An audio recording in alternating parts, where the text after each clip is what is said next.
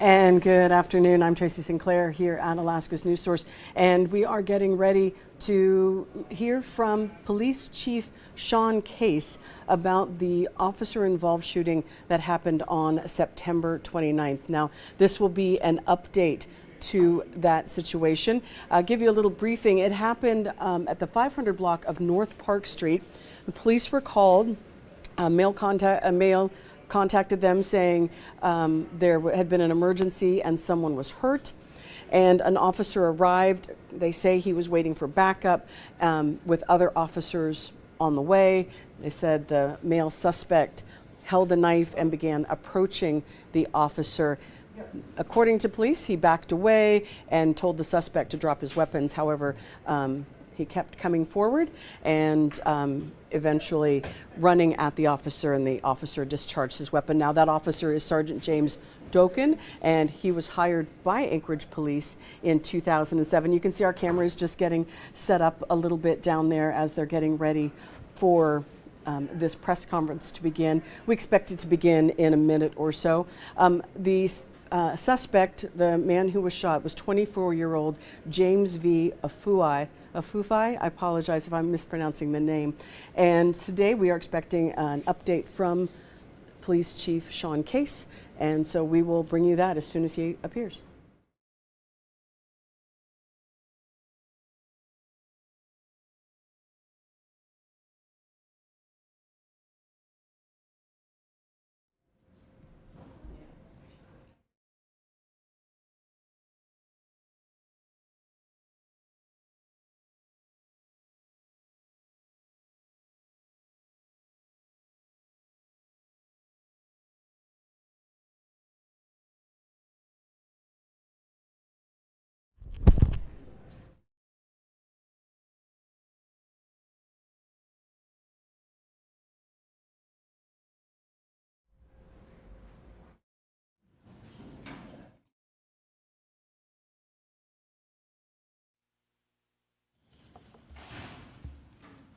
Good afternoon.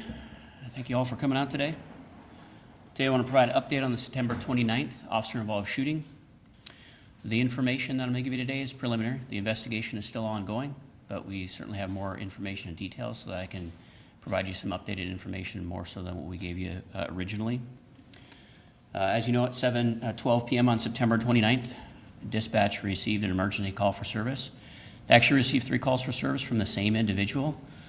And the information that was relayed to dispatch and then to officers was somewhat confusing from those 3 calls. The first call, the caller said that there was an emergency. He said that he thought that he was in trouble, and he wouldn't provide any other further information. He also mentioned that somebody was hurt, did not provide his name, and then hung up the phone. The caller then called back a short time later, and in this particular call, he said he believed that a neighbor was the person that was in trouble because people were firing rounds in the area. He also indicated that he had a window the previous night that had been shot out. He also provided a fake name on the second call. He then disconnected the line. He called back a third time. The third time that he called in was really to get an update with whether officers were responding or not. And in fact, he asked that the officers respond as soon as possible. So all that information went out to the responding officers. They recognized that there was some confusion in the information that was being relayed to them.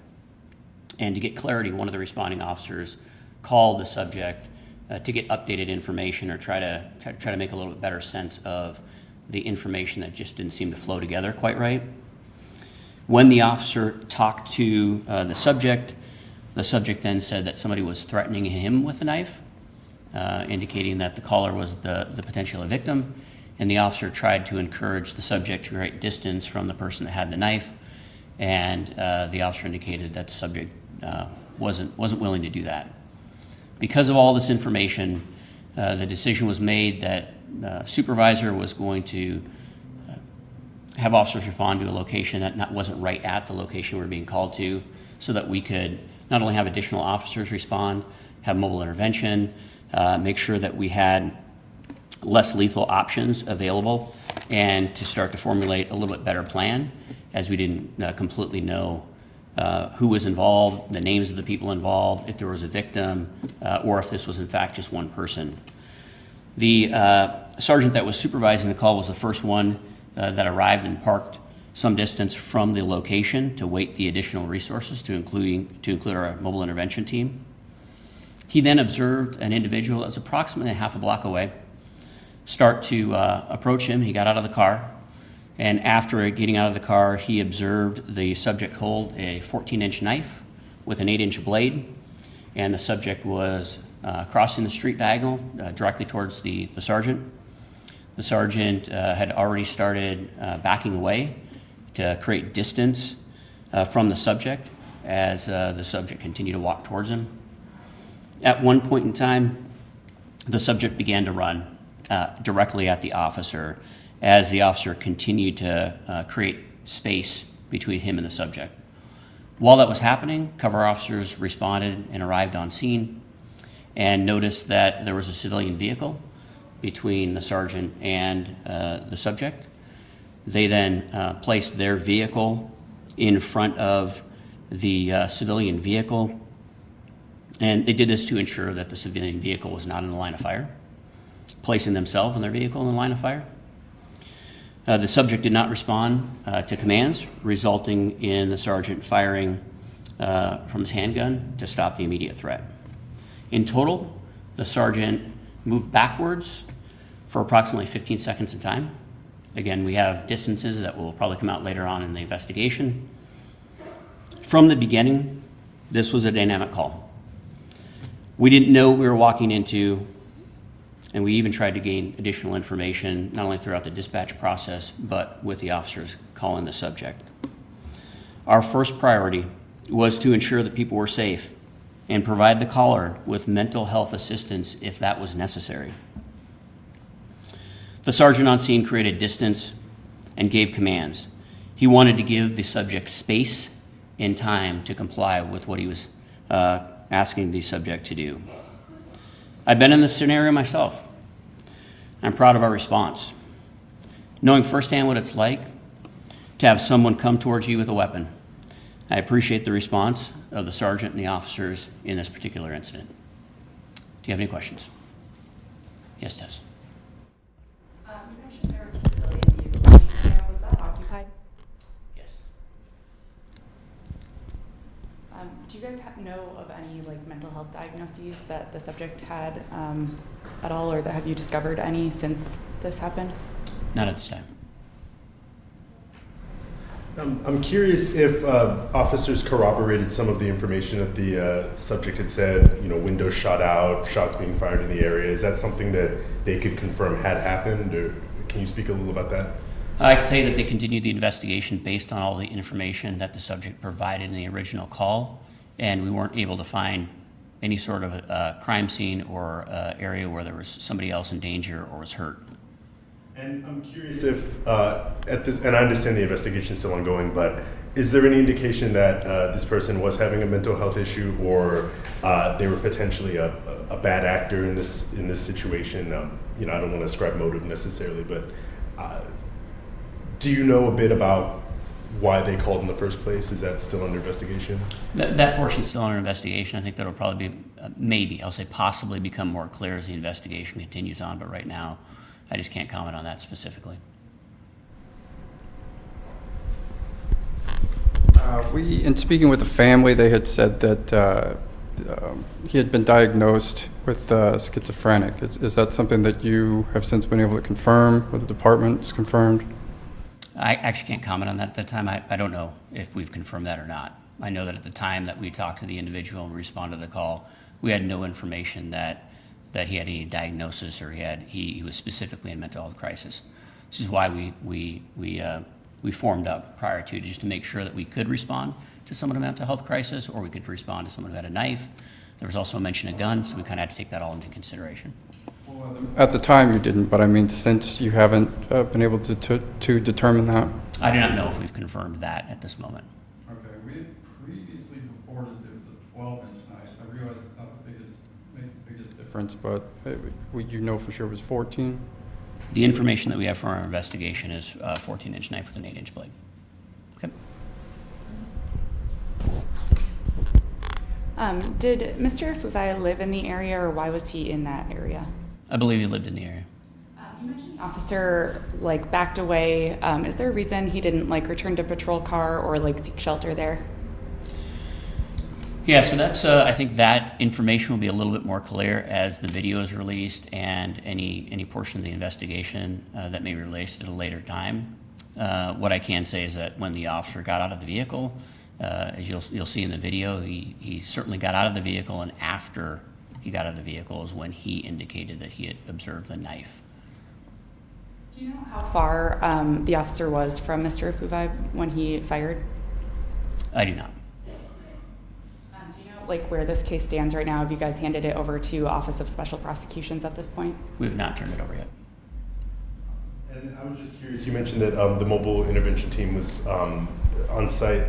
Can you just sort of talk about, in scenarios like this, how the MIT would respond? This sounds like an instance where the MIT didn't maybe have the chance to intervene, but can you talk about broadly how they would intervene in a more normal situation? Sure. So MIT had not arrived on scene. They were still en route to that staging point. And if we back up a couple of months and we look at the response of mobile intervention, when there's a weapon involved, we've not included those clinicians in those particular responses. As we progress forward and we continue to provide them with more training, we would want them involved in those particular calls, given creating the environment where they have cover and concealment and they can be safe, so they can use those communication skills for what they're hired to use in these more high-risk scenarios.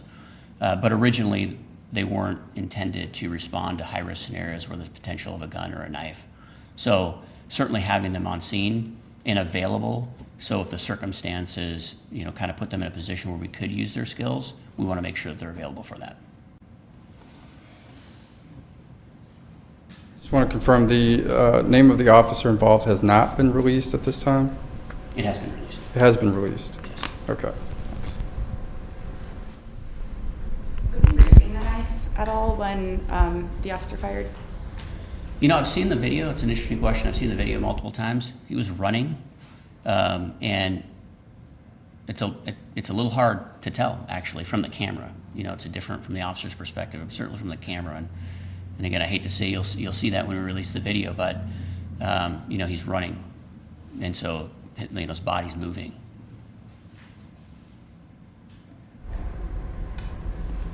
All right, thank you. And that was Chief Sean Case with the Anchorage Police Department talking about the officer-involved shooting on September 29th. He kind of gave us a little more detail than we had originally received from the initial reports. This person had called 3 times during the night, or during the evening. One call, the person said they were hurt, and then they hung up. A neighbor, the next time they called, they said the neighbor was someone who's hurt. At that point, they left a fake name and then hung up. And then the 3rd time, they called to see if officers were coming to the scene. An officer did call him back to try and get some more clarification. That's what the chief said. At that point, they did decide to send the response team. It sounds like they sent them actually not to the site, but nearby, so that they could kind of gather together first. The first officer on scene said there was a gentleman about a half a block away. He did describe the knife, 14-inch knife with an 8-inch blade, and said that this subject walked toward the officer, who backed away and gave him commands, and eventually, he said after about 15 seconds of backing away, he did fire his weapon. And so we will continue to have more on this, and you can always find more details on alaskasnewssource.com and at 4, 5, 6, and 10 on Alaska's News Source.